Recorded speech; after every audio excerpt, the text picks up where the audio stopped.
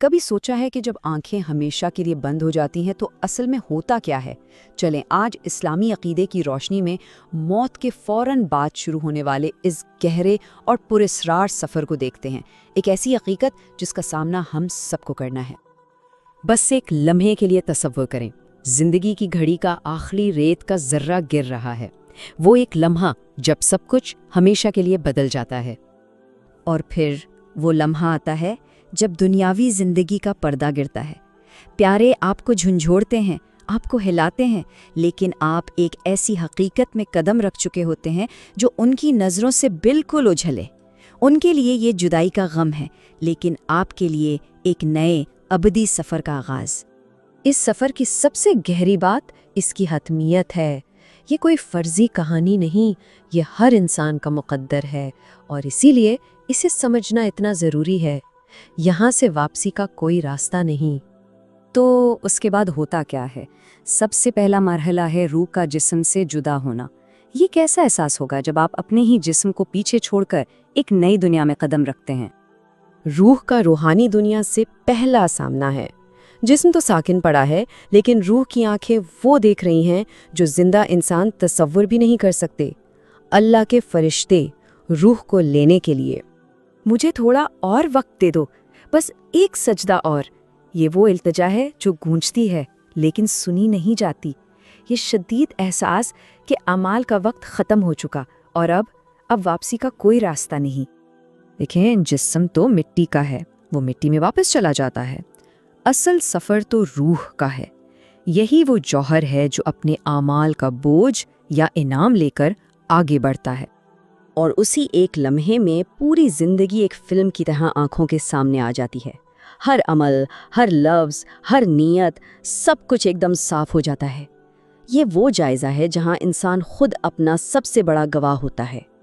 روح کے نکلنے کے بعد سفر اپنے اگلے مرحلے میں داخل ہوتا ہے، تدفین اور قبر کی وہ گہری تنہائی۔ ذرا سوچئے، یہ کتنا عجیب تجربہ ہوگا، اپنی ہی آخری رسومات کو ایک تماشائی کی طرح دیکھنا۔ روح حیرت سے دیکھتی اور سوچتی ہے، کیا یہ سب میرے ساتھ ہو رہا ہے؟ یہ میرا جسم ہے جسے تیار کیا جا رہا ہے؟ یہ تمام واقعات بہت تیزی سے ہوتے ہیں۔ جنازہ، تدفین، اور پھر لوگوں کے قدموں کی آواز دھیرے دھیرے دور ہوتی جاتی ہے، یہاں تک کہ مٹی میں گم ہو جاتی ہے۔ اور جب وہ آخری آواز بھی ختم ہو جاتی ہے، تب اصل تنہائی اور اصل سفر شروع ہوتا ہے۔ یہ کوئی معمولی اندھیرا یا خاموشی نہیں ہے، یہ ایک ایسی وجودی تنہائی ہے جس کا دنیا میں تصور بھی نہیں کیا جا سکتا۔ یہاں نہ ماں ہے، نہ باپ، نہ دوست، یہاں صرف آپ ہیں اور آپ کے اعمال۔ اور پھر اسی گہری خاموشی میں قبر کا سب سے اہم اور فیصلہ کن مرحلہ شروع ہوتا ہے، فرشتوں کی آمد اور وہ 3 سوالات جن پر آپ کا ابدی مستقبل منحصر ہے۔ ان فرشتوں کی آمد ہیبت اور جلال سے بھرپور ہوتی ہے۔ ان کے سوالات صرف الفاظ نہیں ہوتے، بلکہ وہ روح کی گہرائیوں میں اتر کر اس کی حقیقت کو بے نقاب کر دیتے ہیں۔ پہلا سوال، تیرا رب کون ہے؟ اس کا جواب زبان سے نہیں، روح سے نکلتا ہے۔ اگر زندگی اللہ کی یاد اور اس کی اطاعت میں گزری ہے تو روح خود پکار اٹھتی ہے، میرا رب اللہ ہے۔ دوسرا سوال دین کے بارے میں ہے۔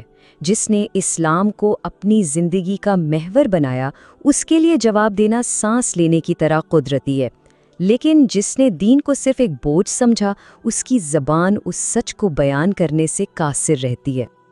آخری اور سب سے اہم سوال نبی اکرم صلی اللہ علیہ وسلم کے بارے میں ہے۔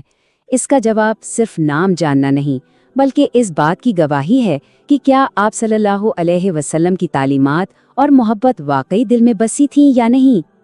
ان جوابات کے بعد قبر صرف مٹی کا گڑھا نہیں رہتی، یہ ایک زندہ حقیقت میں تبدیل ہو جاتی ہے۔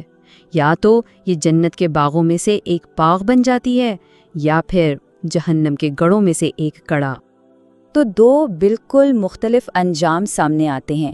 نیک روح کے لیے قبر کشادہ کر دی جاتی ہے، جنت کی ایک کھڑکی کھلتی ہے، ایک خوبصورت ساتھی یعنی نیک اعمال تسلی دینے آ جاتے ہیں۔ اور گناہگار روح، اس کے لیے قبر تنگ ہو جاتی ہے، عذاب شروع ہوتا ہے، اور ایک خوفناک ساتھی یعنی برے اعمال آ جاتے ہیں۔ نیک روح کے لیے یہ ایک پرسکون اور مبارک حالت ہے۔ نیک اعمال ایک خوبصورت ساتھی کی شکل میں تسلی دینے آ جاتے ہیں، اور قبر قیامت کے دن تک کے لیے ایک پرآسائش آرامگاہ بن جاتی ہے۔ لیکن گناہگار کے لیے یہ ہولناک عذاب اور لامتناہی مایوسی کی حالت ہے۔ برے اعمال ایک بھیانک شکل میں عذاب دینے آ جاتے ہیں، اور وہ چیختا ہے، اے رب مجھے واپس بھیج دے، لیکن جواب آتا ہے، اب بہت دیر ہو چکی ہے۔ یہ سب جاننے کے بعد سب سے اہم نقطہ ہمارے لیے ہے، ہم جو ابھی سانس لے رہے ہیں، ہمارے پاس ابھی بھی تیاری کا موقع ہے۔ تو قبر کو روشن کرنے کی چابیاں کیا ہیں؟ آج کی گئی سچی توبہ کل کے گناہوں کو مٹا سکتی ہے۔ آج قائم کی گئی نماز قبر میں روشنی کا مینار بن سکتی ہے، اور آج کی گئی والدین کی خدمت اس تنگ جگہ کو جنت کا باغ بنا سکتی ہے۔